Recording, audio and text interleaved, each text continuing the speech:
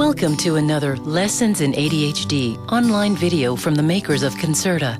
The third video in our series, Through a Mother's Eye, is presented by real moms sharing their personal journeys of learning and living with their children's ADHD. Let's listen in on Anne, Monica, and Christine and find out about the success their children found.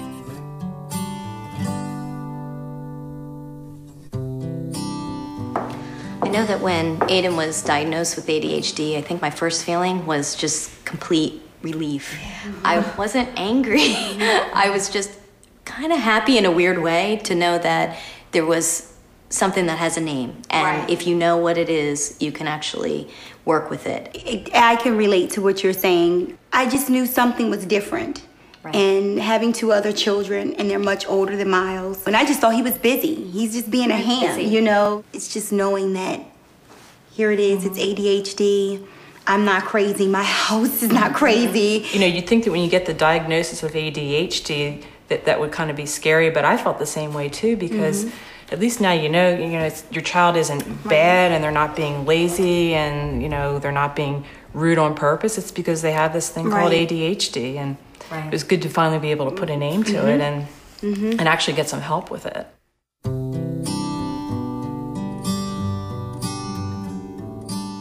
You know, I remember when I took Nicole to the doctor and she first suggested putting her on medication, and at first I really resisted because honestly I was a little bit afraid. I'd heard a lot of things about medications and pros and cons, and I think more than anything though I was worried about the judgment from friends and family. All these people were giving me advice and telling me things, and it was very confusing. And initially, I didn't put her on medication. I tried some herbal supplements, but you know, they didn't work. They just didn't work. And I realized I needed to go back and give it a try. I figured what could be the worst that would happen? I mean, try it for a couple of weeks and see how it goes. And I'll tell you, I mean, after just 2 weeks, I noticed a huge difference. Wow. So I know when they first suggested medication for Miles, when his doctor first suggested it, I said, well, let me think about it. How long do I have to think about it? I need to think about it. I need to do my homework. And if it does work, how long is it going to take it to work before I honestly start to see some sort of difference, or if there's a slight bit of change?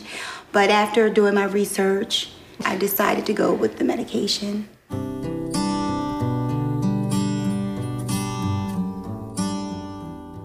When Aiden finally went on Concerta, I think after a few days, what was really the turning point for me in believing medication is okay and would work for him is he started I think on a Monday, and on a Friday, it was 5, 6 o'clock at night, bad time of the day. There were a lot of people.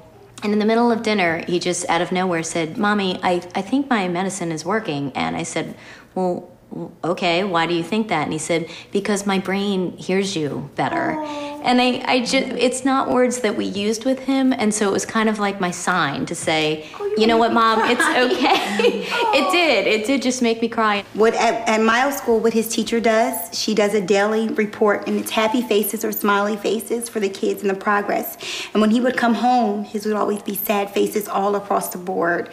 And so lately he's come home and there's happy faces. They're all smiling. I'm like, high five, high five. So we started doing one at home, happy face, sad face, so that he can see that his progress is not just in school, although I'm very proud because my phone isn't ringing. I think one of the things that we really noticed is that there's so much less tension and stress in the household because we weren't yelling at Nicole all the time. I think before Concerta, you know, we were just constantly yelling at her and because she wasn't listening, and all of a sudden she was able to listen. She got ears, and it was just such a huge difference in our family life. We were all able to get along and go someplace without a fight in the car or a fight with her brother. Or sit down at the dinner table and finish a meal.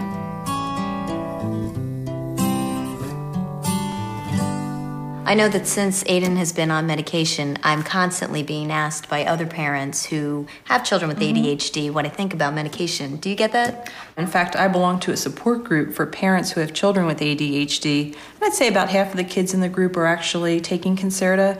But a lot of times there's newer parents that join the group and they ask me about my experience. And now, of course, I'm not a doctor, and I always recommend that they seek their own doctor's advice.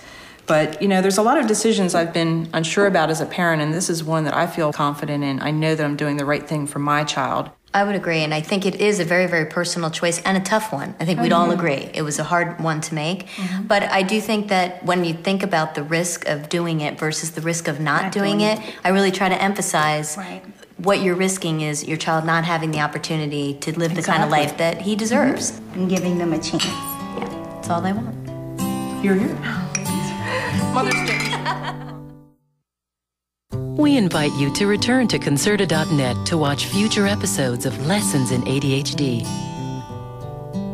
Talk to your doctor for a proper diagnosis and treatment of ADHD. Only a doctor can decide whether medication is right for you or your child. Concerta should not be taken by patients with significant anxiety, tension, or agitation, allergies to methylphenidate or other ingredients in Concerta, glaucoma, Tourette syndrome, tics, or family history of Tourette syndrome. Abuse of methylphenidate may lead to dependence.